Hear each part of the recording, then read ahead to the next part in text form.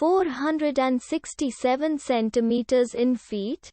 First of all, we need to know the value of 1 centimeter in feet. It's always 1 centimeter equals 0.03280839895 feet.